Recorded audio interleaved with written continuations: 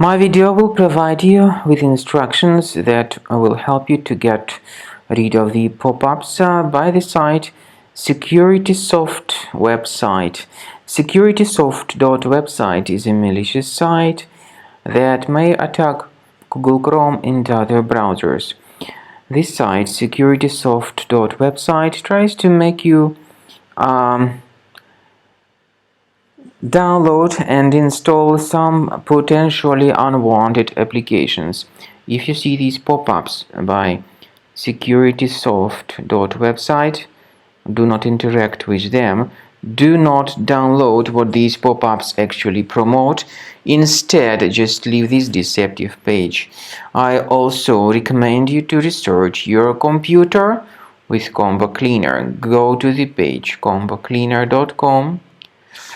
Download the software, install it, and then once it gets successfully installed, start carefully researching your computer. So, Combo Cleaner will help you to effectively detect and eliminate other infections from your device.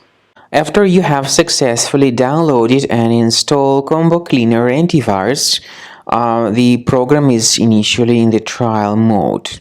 So only quick scan option is available.